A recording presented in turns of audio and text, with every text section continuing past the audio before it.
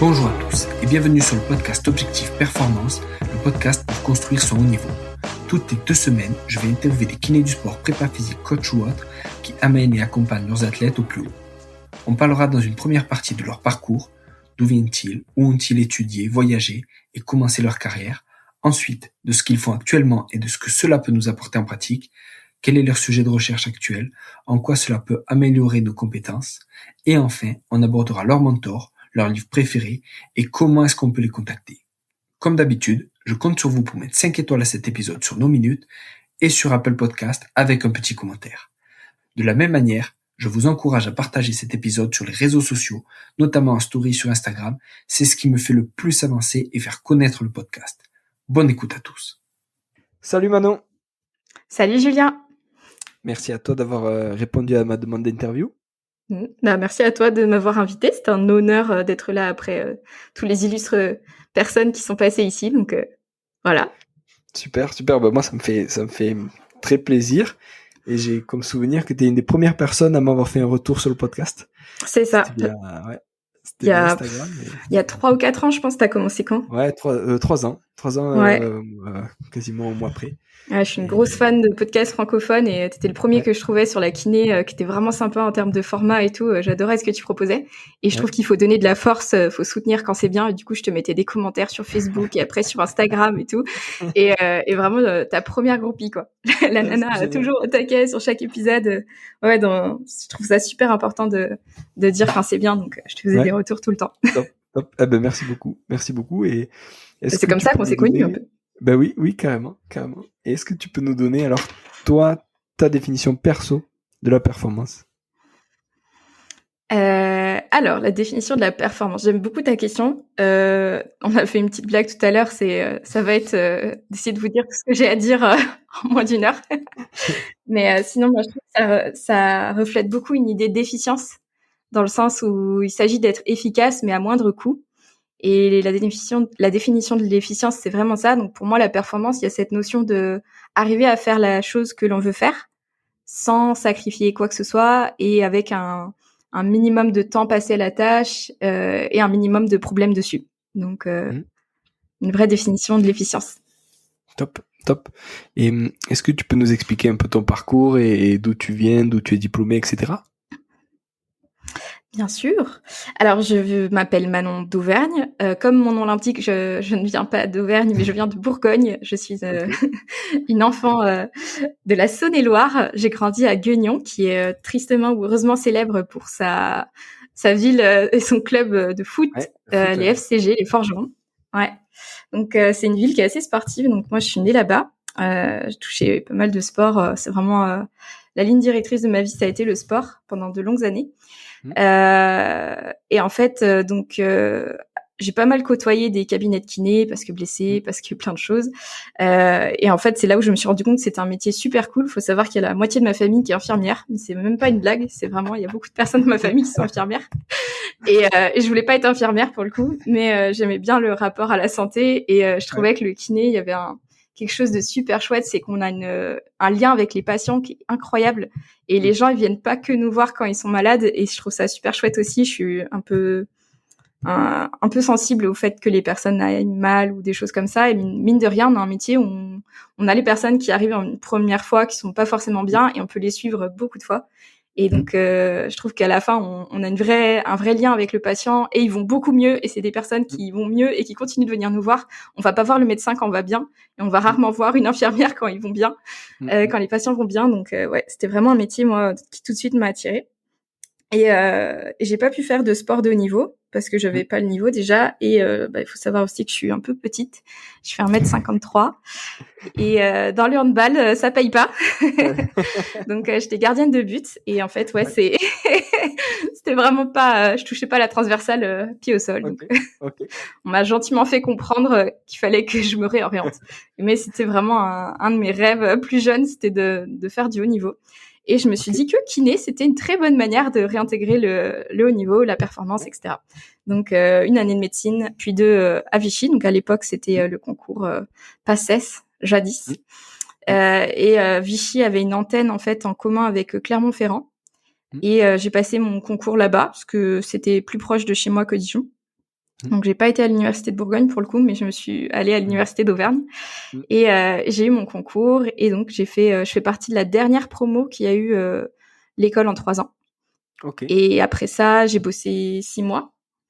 Je me suis rendu compte que j'aimais bien la recherche parce que du coup, je me suis imposé un mémoire de recherche, ce qui était pas forcément ce qu'on me demandait à l'époque, mais j'avais envie d'un petit challenge pour finir mes études. Donc c'est comme ça aussi j'ai commencé à toucher à tout ça et je me suis rendu compte que j'aimais bien. Et donc j'ai bossé 6 mois à Lyon, qui est une autre ville que j'affectionne particulièrement. J'ai mis de l'argent de côté, j'ai pris mes clics et mes claques et je suis partie à La Réunion. Voilà, comme beaucoup de jeunes diplômés.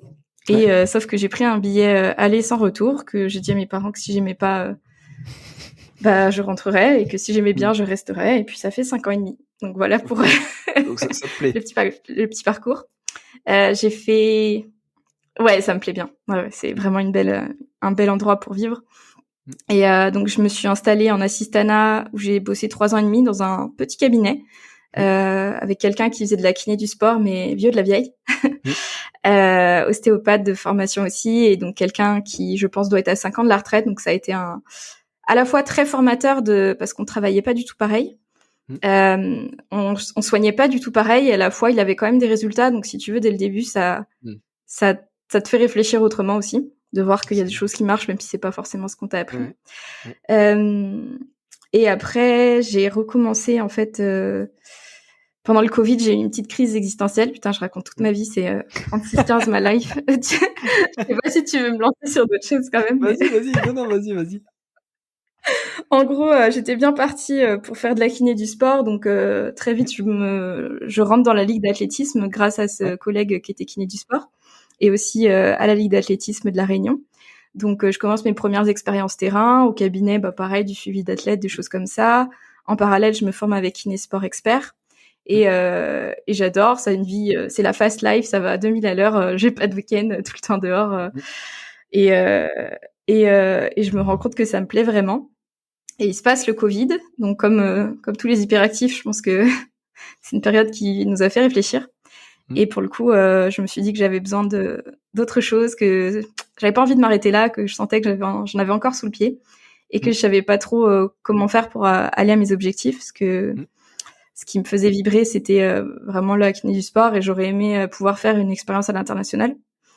Et pour le coup, avec notre diplôme français, c'est pas forcément possible. Il faut faire des équivalences, ce genre de choses.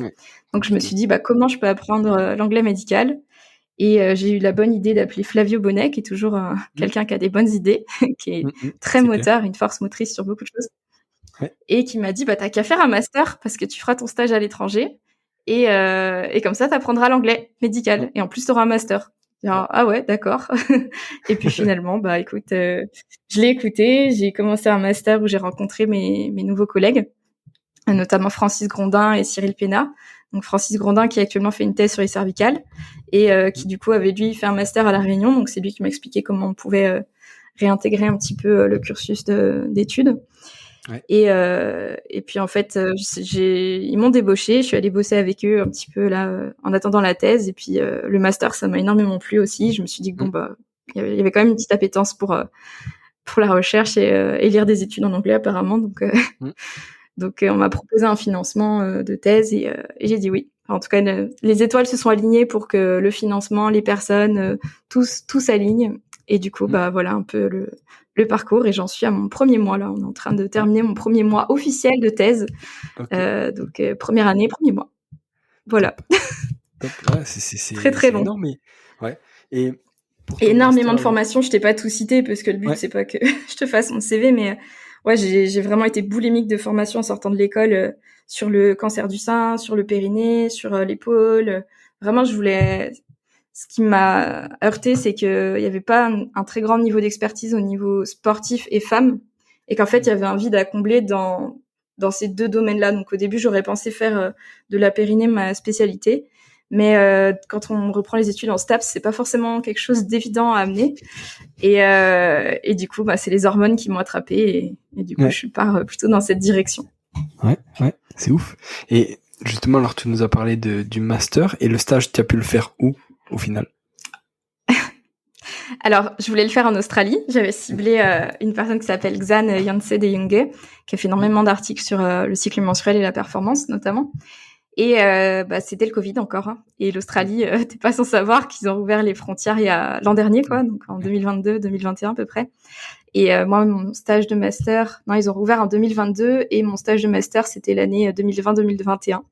Donc, j'ai fait preuve d'audace et de persévérance, on va dire. Et j'ai envoyé beaucoup de mails à cette personne en lui demandant si je pouvais venir. Et au bout d'un moment, elle a fini par me répondre et elle m'a dit que les frontières étaient fermées. Donc, pour le coup, elle pouvait rien pour ça. Mais ce qu'elle me proposait, c'était de faire un stage à distance où on s'appelait tous les 15 jours et elle me donnait des données à traiter d'une ancienne thèse. Et moi, je me débrouillais avec ça pour faire une étude là-dessus. Ouais. Ça a marché? Donc, c'est comme ça que s'est passé mon stage. Donc, c'était pas forcément... Ouais, ça s'est bien passé. J'ai validé mon stage, etc. C'était pas comme j'aurais voulu. Et figure-toi que j'ai pu aller à un congrès en Australie l'an dernier et que je l'ai enfin vu en personne et que maintenant, elle fait partie de mon comité d'experts de thèse. Donc, ouais, c'est chouette. C'est une belle rencontre et le culot paye si tu le fais souvent et correctement. En tout cas, faut pas avoir peur d'insister si c'est fait correctement. C'est clair. Voilà. C'est top. Et alors, est-ce qu'en parallèle de ta thèse, donc là, tu es à 100% sur la thèse ou tu bosses en libéral à côté? Alors, j'ai un contrat CIFRE de thèse. Effectivement, je mets le libéral de côté pendant 3 ans, dans le sens où les grandes choses prennent du temps et je pense sincèrement que pour faire ce que j'ai envie de faire, ça va être compliqué de faire un suivi patient de qualité. Donc, j'ai pris le parti de sacrifier un peu l'activité libérale classique que j'avais.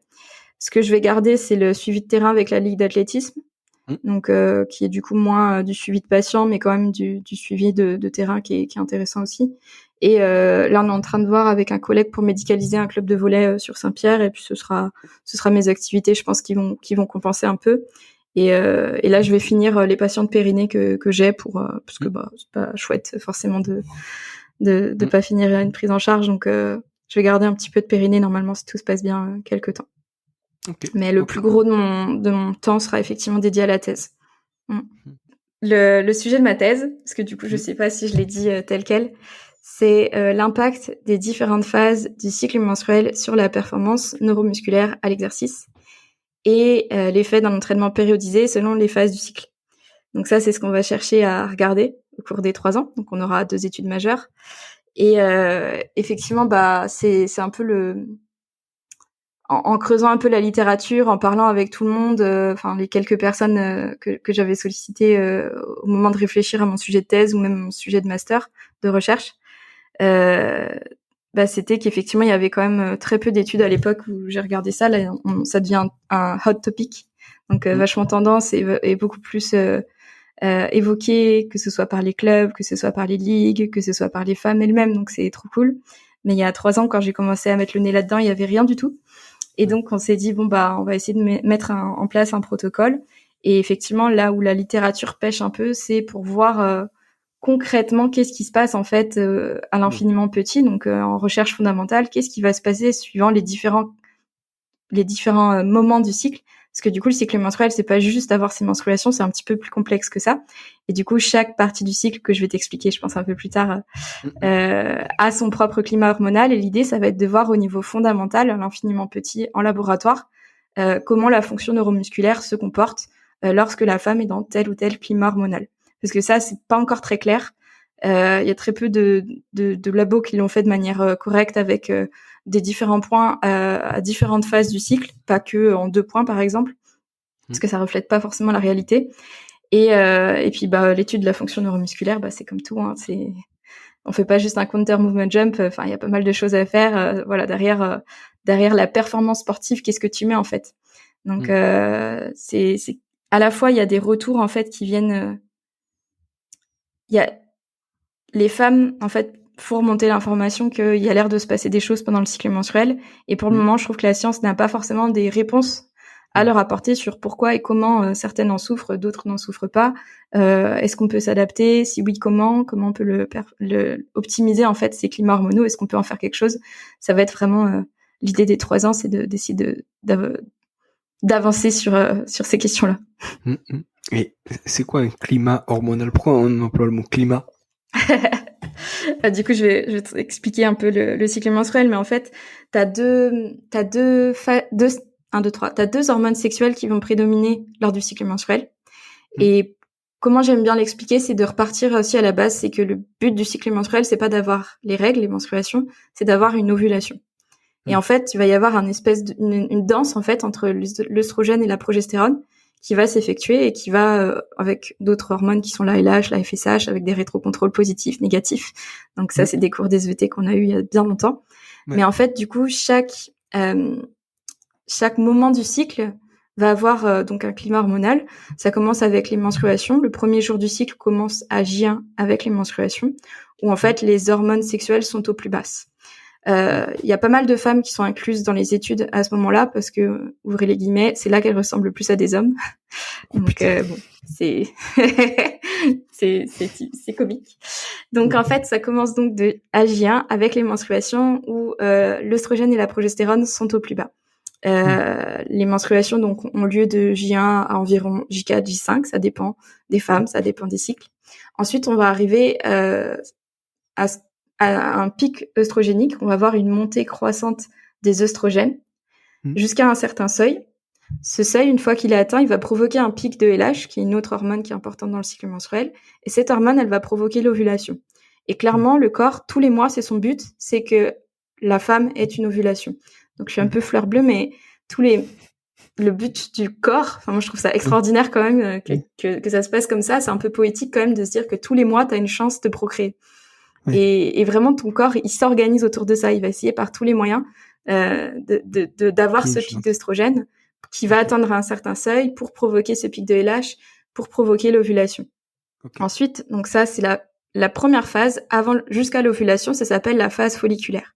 Et donc, il y a deux choses qui sont différentes. Je te parle de climat hormonodifferent, c'est que pendant la phase de menstruation, les hormones sexuelles, elles sont pas du tout pareilles que pendant la phase du pic d'œstrogène qui va provoquer un pic de LH. Et ça, du coup, dans les études, il y a des études qui parfois s'appuient juste sur la phase de menstruation versus une autre phase. Et du coup, c'est difficile de comparer en fait. Et vu le design, c'est vrai que c'est pas évident à faire. Mais elles ont toute une petite caractéristique. Donc là, les deux premières, c'est ça. La phase de menstruation, la phase folliculaire tardive avec l'augmentation des œstrogènes qui vont provoquer le pic de LH, qui vont provoquer l'ovulation. Donc ça, on scinde notre cycle en deux avec l'ovulation au milieu. Et de l'autre côté, tu as ce qu'on appelle la phase lutéale. Donc l'ovule qui a été expulsé des trompes, etc., qui chemine, il va être fécondé ou non. S'il y a fécondation, bah il y aura grossesse. Donc c'est le but qui était censé se passer lorsqu'on fait une ovulation. S'il y a pas d'ovulation, et ben cet ovule il va sécréter ce qu'on appelle la progestérone une fois qu'il va desquamer. Et du coup cette hormone, c'est la deuxième hormone du cycle menstruel et elle va prédominer avec les œstrogènes. Donc ça donne une autre phase du coup avec une hormone en plus qui s'appelle la progestérone. Elle est progestative, donc c'est elle qui va faire en sorte de faire grandir l'endomètre. Donc c'est la tapisserie de la chambre du nouveau-né. L'endomètre, c'est vraiment ce qui tapisse l'intérieur de l'utérus. Et donc en fait, cette hormone, elle va faire augmenter l'endomètre, d'accord, pour que l'œuf, s'il est fécondé par les spermatozoïdes, puisse s'y implanter. Et en plus de ça, elle chauffe la chambre. Elle est belle gosse. Donc on a un petit plateau de température à cette phase. Donc c'est un article que je t'avais présenté sur la thermorégulation. Ouais. Donc en fait cette hormone elle a du coup un effet progestatif. Donc c'est la progestérone et donc ça donne un climat complètement différent que pendant le pic œstrogénique et que pendant les menstruations.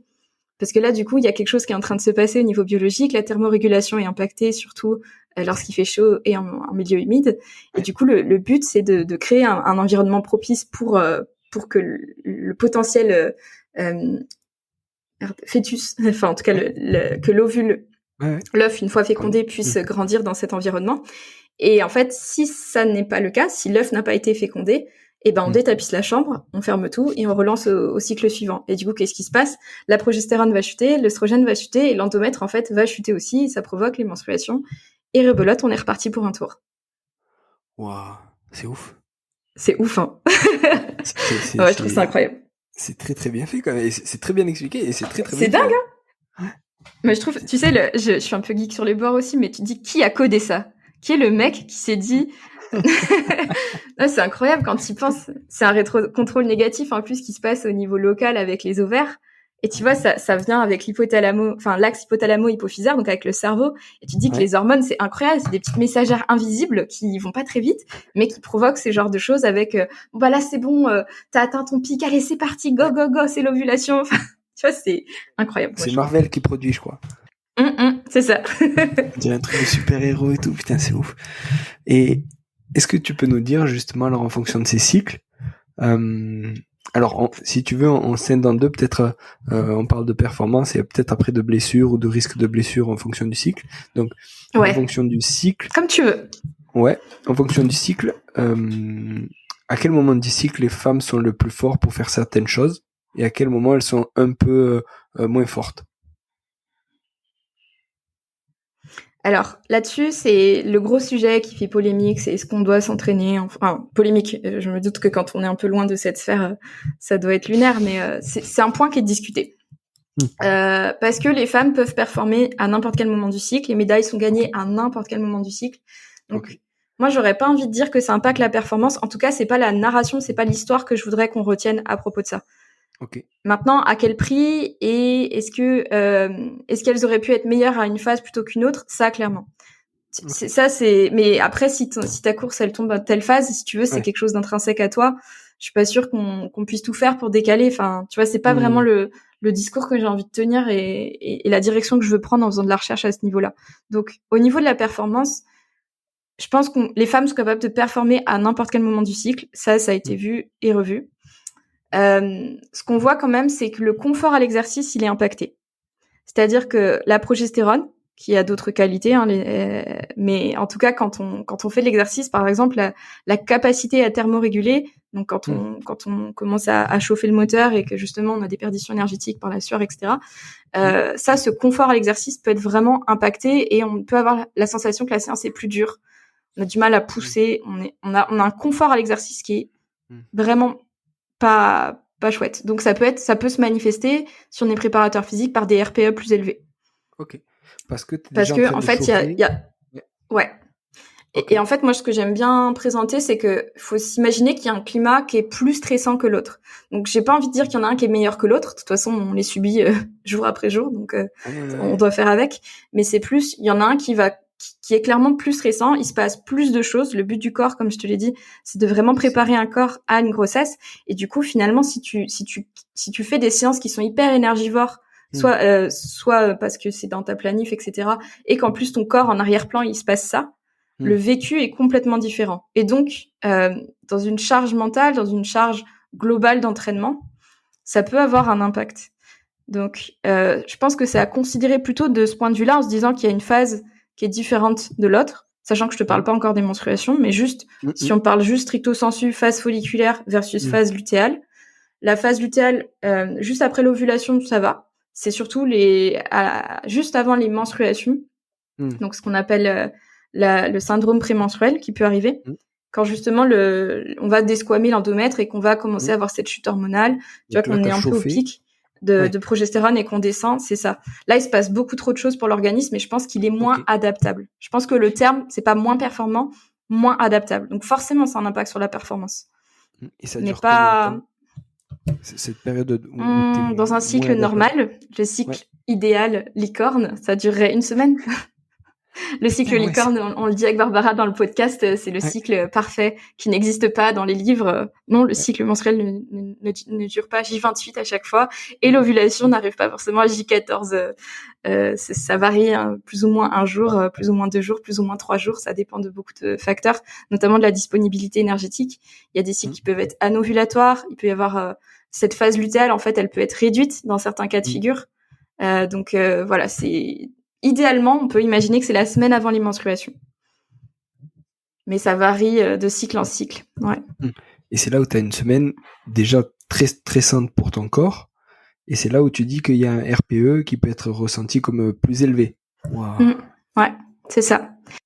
Est-ce qu'il y aurait un intérêt à justement, pour les coachs, les entraîneurs, les prépas, tout ça, est-ce qu'il y aurait un intérêt, donc déjà il y a forcément un intérêt à traquer entre guillemets le cycle de l'athlète, et ajuster justement sur cette semaine-là où on sait que c'est ressenti comme étant plus difficile parce qu'elles ont plein d'autres choses à gérer, il y aurait un intérêt à diminuer un petit peu l'intensité qu'on leur demande. Personnellement, je suis partisane de ces conseils-là, mais avant que ce soit le coach ou l'entraîneur qui s'en mêle, il faut que ce soit déjà l'athlète qui soit capable d'identifier que c'est une période un peu plus compliquée. Donc oui, moi, je pense que le tracking est vraiment un outil en plus. Et d'un côté, je me mets à la place d'un entraîneur de sport co, football ou rugby. C'est une légende de croire que toutes les femmes ont leur cycle en même temps. Donc en fait, tu dois adapter l'entraînement collectif. C'est une légende. En tout cas, j'ai pas de papier qui signe ça. Ouais. C'est un mythe. Est-ce que le fait que les filles et les femmes et les athlètes féminines soient regroupées ensemble, pareil, je sais pas du tout mon domaine, mais elles arrivent pas à se régler entre guillemets à peu près à quelques jours près sur le même truc au fur et à mesure? J'ai jamais rien lu de tel dans la littérature scientifique. Maintenant, je suis déjà partie en vacances avec des copines et que ça nous est arrivé toutes les trois. Récemment, on était toutes les trois avec mes sœurs à la maison familiale. Moi, j'ai eu un jour d'avance, ma sœur aussi, et en fait, on était toutes les trois ensemble au même moment. Donc, tu sais ce que ça vaut au niveau EBP, c'est que l'expérience individuelle ne prévaut pas le reste. Donc, je saurais pas t'expliquer. Peut-être que oui. Mais très clairement, c'est vraiment pas une généralité. Et je pense pas qu'on puisse miser sur ça pour organiser son entraînement en tant que coach. Quand on est coach de rugby ou football, faut pas croire que les athlètes ont toutes leurs menstruations en même temps. Et est-ce que tu peux faire, alors pareil, on divague un peu, mais est-ce que tu peux faire, je dis n'importe quoi, t'as 30 joueuses, t'en as peut-être 20 qui sont à peu près sur le même cycle. Est-ce que tu peux dire que tu fais en fonction de la majorité et que c'est tout le groupe, les 30 va être impacté par le cycle des 20 qui sont, on va dire, le groupe le plus important sur ce cycle-là, et tu vois? Je trouve que pour les sports co, on a pris l'exemple qui était le plus compliqué à adapter. Ce qui se fait et ce qui me semble pertinent, ce serait que si la nana se réveille et qu'elle est pas bien, elle sent qu'au niveau humeur c'est pas ça, qu'elle commence à avoir des crampes parce qu'elle est vraiment à 2-3 jours avant ses règles, ou alors elle a ses menstruations et ce sont des menstruations qui sont très abondantes, qui sont douloureuses, pour lesquelles elle peut être anémiée. Enfin, en fait, c'est du bon sens. C'est clairement pas une joueuse où tu vas lui dire que c'est la séance de sa vie. Donc sur du collectif, c'est beaucoup plus compliqué. Mais je pense que si on se bat sur des athlètes de CrossFit par exemple, ou des trailers, ou de la muscu, en fait sur des sports individuels, c'est beaucoup plus simple. Parce que du coup, tu peux vraiment polariser plus facilement ton entraînement. C'est-à-dire que une séance en endurance en zone 2, elle va pas te coûter la même chose qu'une séance en intermittence en zone à ton deuxième seuil, quoi. Donc, je pense que à titre individuel, c'est beaucoup plus simple à se dire ouais non là de toute façon je suis moins adaptable, c'est pas le moment où je vais pousser. Et donc en CrossFit, ça peut être une séance dans cette phase où tu te dis bon bah là je vais plutôt être sur mes skills gymnastiques, je vais travailler mon headstand, je vais travailler mon amplitude, je vais travailler ma mobilité, mais on n'est pas là pour des PR, ça va être des PR qui vont peut-être pas être les meilleurs PR qui soient, et faut être conscient que ce sera peut-être pas le reflet de ce qui aurait pu se passer 15 jours avant, quoi. Mais c'est encore, on est à l'aube de ces choses-là, on peut pas le dire avec beaucoup de certitude. Moi, c'est comme ça que je le vois d'expérience, que du coup, c'est comme ça que je m'entraîne. Je le vois, il y a des fois, les mêmes barres me paraissent insoulevables vraiment à une semaine près. Il y a des barres qui pèsent pas le même poids, c'est pas possible. Tu vois, c'est vraiment en termes de ressenti, ça pousse pas, j'ai pas de jus, je suis incapable de développer de la puissance. Et 15 jours avant, ça vole, quoi. Et bien sûr, ce qui va compter aussi, il faut laisser la progestérone tranquille. Si t'as pas dormi, c'est que t'as pas dormi, tu vois. C'est pas que les hormones. C'est que si tu manges pas, bien sûr que ça a plus d'impact. Et ce qui est vraiment indissociable, ce sont le sommeil, ce sont les piliers, quoi. Le sommeil, la nutrition et ta charge d'entraînement. Si tu t'entraînes comme un porc, de toute façon, ça sert à rien d'essayer tu vois, d'aller chercher ce niveau subtil. Donc en plus de ça, est-ce qu'on peut en tirer bénéfice? Si oui, qui? Si oui, comment? Et dans quelle mesure? C'est vraiment des questions dans lesquelles il faut répondre. Je pense, actuellement, si un entraîneur ne s'en occupe pas, je pense que c'est dommage, parce que du coup, les filles peuvent être au courant elles sont pas obligées de pousser, qu'en fait, c'est normal qu'elles se sentent pas très bien, il se passe d'autres choses, et en fait, c'est OK. Et en fait, du coup, favorise ton sommeil, favorise ta nutrition. Je préfère que tu t'entraînes moins dur vendredi, mais que tu m'en gardes un peu sous le pied pour dimanche, parce qu'on doit jouer. Tu vois, je pense que ce sujet-là doit surtout être apporté aux athlètes pour qu'elles arrivent à reconnaître ce qui se passe. Et tu vois, par exemple, le SPM, le syndrome prémenstruel, il s'accompagne aussi d'une chute de l'humeur parfois. Et quand tu la reconnais, en fait, tu te dis, ah, c'est ça. Et du coup, ça peut jouer sur ta motivation, ça peut jouer sur ta perception de l'environnement, ça peut jouer sur beaucoup de choses. Et je pense que quand t'es à même de reconnaître que, ah oui, c'est cette période du cycle, bon, bah, en fait, déjà, je vais peut-être pas me prendre la tête avec mon conjoint, avec ma sœur, avec mon collègue. En fait, c'est un jour sans. Et en fait, on va juste attendre demain et demain sera meilleur. C'est très bien. Et toutes les femmes ne souffrent pas du SPM, donc c'est très compliqué, en fait. Ouais. Non, mais tu vois, en plus, c'est que il y a des personnes qui sont hormonorépondantes et d'autres qui sont pas hormonorépondantes. Il y a des filles qui ne comprennent pas tout ce qu'on met autour des douleurs menstruelles et du SPM. Tu vois, il y a des personnes qui ont pas du tout mal pendant leur menstruation, donc les dysménorrhées, ça s'appelle. Il y a des personnes qui n'en souffrent pas du tout et d'autres pour qui c'est le pire jour de leur vie, quoi. Et donc, ces personnes-là, quand tu mets une cohorte et que tu interroges 50 filles, il y a des filles pour qui elles voient pas c'est quoi le problème et d'autres pour qui c'est un super sujet, quoi. Donc c'est très individuel encore et je pense qu'on n'a pas encore les réponses pour tout bien adapter, pour adapter un entraînement collectif. Alors là, franchement, respect à ceux qui sont en train de le faire. Il y a le Stade Toulousain qui a mis beaucoup de choses en place avec Stéphanie Ferras, qui ont fait un travail extraordinaire. Vraiment, c'est bluffant parce que pour un sport co, c'est un vrai challenge. Il y a Pierre-Hugues Gonin qui l'a fait avec le foot à Saint-Étienne. Je sais qu'il y a le FC Nantes qui commence à faire des choses, notamment avec l'INSEP. Donc il y a plein d'initiatives qui commencent à popper partout. Mais à titre individuel, je pense que c'est le plus important, c'est que l'athlète arrive à reconnaître son cycle, se dire ok, il y a 2 patterns et en fait il y a un moment où je suis peut-être moins adaptable, je le reconnais et je suis consciente que mon RPE pourra être plus élevé qu'une autre séance, mais en fait on arrive à adapter si on veut les bénéfices qu'on veut avoir en tant qu'entraîneur, quoi. Okay. J'ai l'impression d'être partie dans tous les sens. Non, c'est très bien, c'est très bien. Ça va, c'est clair. Ouais, c'est nickel. Et sur l'aspect blessure par rapport au cycle, alors tu sais, j'avais fait un épisode avec Ganaël Rigondo, c'est l'épisode 37 pour ceux qui l'ont pas écouté, qui a fait une super étude sur des footballeuses à Lyon et par rapport au cycle et les blessures. Et alors, quelle info toi tu as et qu'est-ce que ça nous dit entre le cycle menstruel et les blessures chez les athlètes? Alors du coup, j'ai oublié de citer Ganaël qui avait fait ce travail-là aussi et remarquable. Alors, ce qu'on voit, c'est sur la lésion du ligament croisé antérieur, il semblerait que le pic d'œstrogène augmente la laxité et que du coup, ça favoriserait les blessures du ligament croisé antérieur. Du coup, j'ai fait un ping-pong pour mon propre podcast. On vient d'interviewer Kobi Starchevich, donc qui est doctorante sur la peur de la surblessure dans le ligament croisé antérieur, et on parlait de ça justement sur tout ce qui a été. On a identifié qu'effectivement autour de cette zone, on pense, il y avait plus de blessures autour de cette zone proche de l'ovulation du ligament croisé antérieur, probablement dû à la laxité. Mais ces études-là, on est d'accord avec Stacy. Très clairement, elles sont pas bien designées. Les facteurs confondants sont pas assez bien regardés. Moi, je préférerais qu'on s'intéresse à la force des muscles stabilisateurs de hanche et au sommeil et à la charge d'entraînement globale que juste faire du prospectif. Il a l'air de se passer des choses, très clairement. Il a l'air de se passer des choses. Ce que Ganaël avait vu, il me semble que c'était des lésions musculaires, plutôt en phase lutéale. Pour l'OL, ce qu'elle avait mis en évidence, c'est qu'il y avait du coup, dans cette phase moins adaptable que je te décrivais, effectivement une tendance à plus se blesser. Donc, je pense que ça fait sens quand on repense à ce que je t'ai présenté. Comme ce climat hormonal post-ovulation, il est plus stressant, que la femme est moins adaptable, je pense qu'à une charge d'entraînement égale, il peut y avoir un petit peu de trop, quoi. Et donc, effectivement, je pense que si la femme ne s'écoute pas, elle peut s'amener un peu plus loin que ce que son corps est capable de tolérer, et c'est la définition d'une blessure.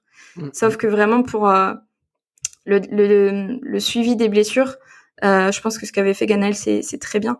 C'est juste qu'on s'appuie sur enfin tu vois, on a beaucoup discuté avec Flavio sur une étude qui avait été publiée sur les réseaux sociaux de l'agence EBP, où grosso modo le take-home message c'était la pilule peut protéger de la rupture du ligament croisé antérieur.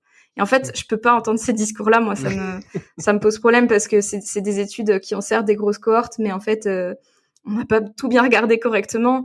On sait pas du tout. On n'avait aucune idée de la force des moyens fessiers. On n'avait aucune idée de la force des quadriceps. On n'avait aucune idée de comment elle dormait, comment elle mangeait, comment elle s'entraînait. Enfin, on voyait juste que effectivement, il semblerait que si elles ont la pilule, elles se blessent moins. Mais franchement, j'ai vraiment du mal avec ce discours parce que je suis pas sûre qu'on aide les gens en fait. Je suis pas sûre qu'on aide les femmes et que si on nous fait sentir une femme qu'elle peut être à risque à une période, enfin tu vois, sur le discours, j'ai un problème. Je trouve que c'est un discours nocebo. Et j'ai rencontré en Australie une doctorante avec la FIFA.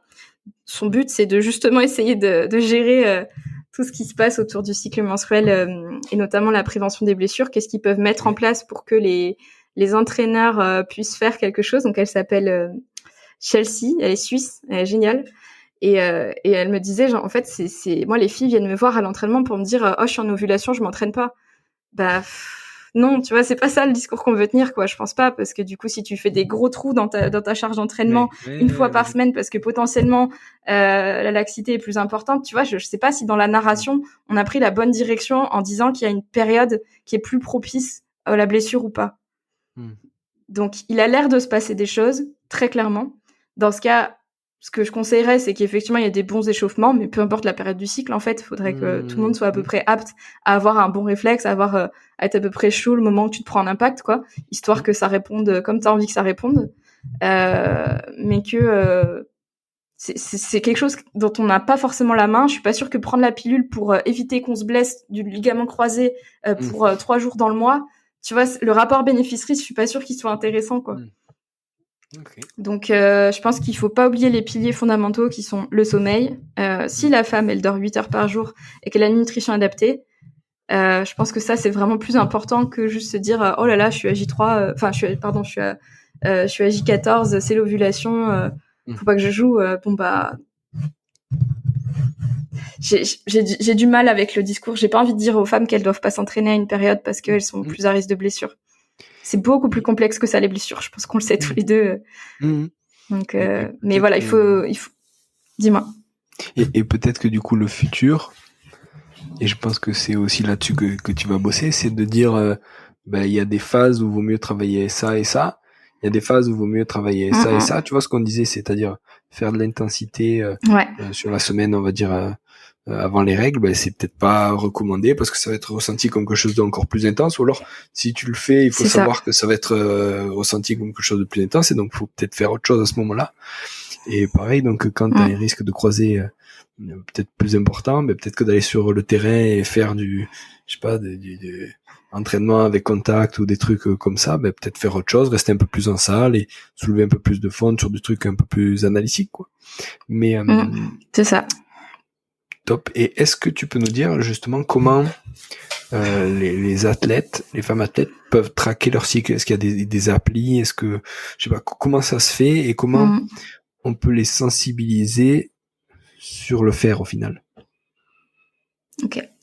En fait, il y a pas mal d'applis, il y a pas mal de choses qui se sont développées. À l'international d'ailleurs, ils sont carrément contre. Que ce soit les Américains ou les Australiens, j'étais hyper surpris de voir l'accueil que ça a eu. Ouais, j'étais surprise. L'utilisation des données. Ah putain, ouais. Ouais. Et en fait, là, vraiment, en congrès, j'étais super surprise parce que je m'attendais au contraire à avoir des tips assez concrets par rapport à ça. Et très clairement, le discours des scientifiques, c'était qu'il fallait rien donner, en tout cas en tant que sur la place publique, ça va de ta responsabilité si tu as conseillé une application qui a une utilisation un peu douteuse des données. Pour autant, il en existe. Ce qu'il faut savoir, c'est que les montres connectées, que ce soit l'Apple Watch ou moi j'ai un Whoop, même la Garmin, maintenant tu as de quoi noter tes jours de menstruation. Donc en fait, ce qu'il faut reconnaître dans le cycle menstruel, c'est tes jours de menstruation, ce qui va te donner ton top départ du cycle, et ensuite du coup ta date potentielle d'ovulation ou ta vraie date d'ovulation, parce que c'est cette chose-là en plein milieu du cycle qui conditionne tout le reste, qui va influencer en fait le climat hormonal avant et après, en tout cas surtout après. Et en fait cette ovulation, déjà si tu peux savoir à peu près quand elle a lieu, ça peut déjà te permettre de savoir quand tu es fertile, parce que du coup, le but de l'ovulation, c'est de faire un bébé. Donc, si tu veux, il y a plusieurs avantages à se traquer. Il y a une méthode qui s'appelle la symptothermie. Donc, c'est la méthode de contraception, de régulation des naissances, en tout cas, à indice combiné. C'est pas une contraception médicamenteuse, ça va être de corréler le calendrier, donc de J1, en disant, bah voilà, j'en suis à peu près là. La température corporelle, donc il faut prendre la température tous les matins avec un thermomètre basal, donc la température basale avec un thermomètre en intravaginal, toujours dans la même manière, toujours à la même heure, et si possible avant de se lever, parce que du coup, quand il y aura un plateau de température plus élevé, on saura que l'ovulation a eu lieu, et on saura qu'on est bien en phase lutéale avec la progestérone qui va chauffer un petit peu. Et le troisième indice qu'on peut avoir, c'est l'analyse de la glaire cervicale. Il va y avoir une modification de la glaire cervicale, donc c'est ce que les femmes vont retrouver dans le fond de leur culotte ou lorsqu'elles s'essuient. Et en fait, il va y avoir deux textures il y en a une qui va être très hyaline, comme de l'eau, vraiment très glissante. Là, quand ça glisse comme pingouin sur la banquise, c'est l'ovulation. Les spermatozoïdes, c'est pompé là, ils peuvent aller où ils veulent. Donc, pour s'en souvenir, vous pensez à pingouin. Quand ça glisse, c'est que ça glisse pour tout le monde. Donc là, c'est vraiment la phase où l'ovulation est en train d'avoir lieu, possiblement. Et du coup, c'est là où effectivement il faut se protéger, etc. Et ensuite, ça va passer à une glaire cervicale qui est plutôt pâteuse, comme du lait caillé ou du yaourt un peu épais. Ça, c'est ce qui se passe après l'ovulation. Donc ça, c'est un bon indicateur pour savoir quand est-ce que t'es passé de l'un à l'autre. Et donc avec je compte plus, je regarde comment je me sens. T'as des signes aussi, par exemple quand on ovule, il va y avoir des signes extérieurs que les femmes peuvent ressentir, comme une tension mammaire, comme une tension dans le bas du ventre, ou parfois les seins qui sont un petit peu plus gonflés. Il y a aussi les oestrogènes, j'avais fait une petite infographie là-dessus, mais c'est les hormones de Beyoncé. C'est-à-dire que quand t'ovules, t'es un peu au max. Normalement, t'es plus en forme. Ça se passe même au niveau du teint de la peau, au niveau des interactions sociales. Enfin, vraiment, en termes d'humeur, il y a un vrai impact. Donc, je trouve que c'est vraiment la période Beyoncé. Et ensuite, tu vas avoir une période où justement, où ça desquame, où justement, c'est un peu moins bien. Moi, je l'appelle la période Britney Jones. Je sais pas si tu as la ref, mais tu vois, avec son pot de glace et la couverture, et on voit bien comment ça se passe, où on est un petit peu moins glowy, tu vois. Donc, l'idée, c'est vraiment de reconnaître quand est-ce qu'il y a eu l'ovulation, essayer d'anticiper un peu tes prochaines règles et reconnaître cette phase où tu es moins adaptable, où ça va moins bien, et de s'écouter à ce niveau-là. Sachant que tout ce que je te dis, ça prévaut surtout quand on n'a pas de contraception. Je te vote, Marie. je demande à ma femme si elle a période de Pingouin à Beyoncé. Ouais. Je demande à ma femme si elle est plutôt période Beyoncé ou Bridget Jones. Mais tu t'amuseras à reconnaître surtout. Et c'était il y a un de mes collègues kinés là qui était venu me voir après une conférence, qui a fait le DU des blessures du rugby. Donc je sais que dans le rugby il se passe beaucoup de choses autour de ça, parce que du coup il est venu me dire que ils avaient eu un petit cours là-dessus, et que maintenant il avait instauré ça avec sa compagne, qu'il avait fait une espèce de petit curseur en fait. Et il me dit, mais ça change ma manière de dialoguer avec elle. Quand elle est en période Bridget Jones, il n'y a pas de débat, en fait. En fait, on va attendre 3 jours de plus et ça va bien se passer, parce que clairement, elle me dit, je vois qu'elle se fait défoncer par ses hormones à cette période-là, et qu'en fait, tout l'irrite, quoi. Elle est irritable, elle est pas bien. Et en fait, un truc qui l'énerverait pas une période avant, moi, ça m'a permis de comprendre que ma femme, elle vivait des trucs différents, quoi. Et je trouvais ça trop cool que, au-delà de l'impact que ça peut avoir en tant que kiné, en tant que coach, machin, déjà dans nos interactions sociales, ça change, quoi, et c'est trop puissant. Et si tu peux retrouver ce collègue et qu'il nous mette à disposition ce petit curseur, ça pourrait aider beaucoup de monde. Ça marche. Je vais essayer de voir s'il y a ça. Mais ouais, juste de pouvoir identifier à la fois pour soi, à la fois pour les autres. Voilà, je trouvais ça trop chouette qu'il m'ait fait ce retour en me disant, mais maintenant, mais je la vois, ma femme, mais c'est sûr, elle est comme ça. Donc, c'est marrant. C'est énorme. C'est énorme. C'est une très très bonne idée, et voilà, c'est une très bonne idée d'en parler. Et pour faire la transition, je voulais que tu nous parles un peu de ta passion pour les podcasts, et pour justement tout ce qui est dissémination scientifique, avec tout ce que tu fais sur Instagram, et etc. Est-ce que tu peux nous en parler un peu? Yes. Et avant ça, je t'en parlerai en même temps que ça. Donc on a un podcast avec Barbara. Donc en fait j'ai plein de podcasts. Je suis infernale. J'adore le podcast. C'est un truc qui. Enfin, j'ai fait une réponse à tiroir. Donc oui, j'adore les podcasts. J'aime beaucoup les réseaux sociaux. Je me suis faite avec les podcasts dans le sens où j'ai grandi en écoutant des podcasts à l'époque où sur la scène francophone il n'y avait que La Poudre et GDIY, donc pas grand monde. Et franchement, ça m'a permis de nourrir mon sens critique, d'écouter beaucoup de choses, d'élargir mes horizons. Et en tant que soignante, ça m'a beaucoup aidé à mieux comprendre l'autre, etc. Donc, avoir accès à des conversations que t'aurais pas pu avoir parce que t'es personne, entre guillemets, c'est vraiment très riche. Donc, très fan du podcast. Et du coup, j'en ai fait un premier sur La Réunion qui s'appelle Mettre en l'air, que j'ai arrêté parce que je n'ai plus le temps. Qui pour le coup était le podcast que j'aurais aimé entendre quand j'ai débarqué sur l'île. Parce que j'aime bien voyager en écoutant des audios d'endroits où je vais. Donc j'en ai fait il y a 5 ou 6 épisodes.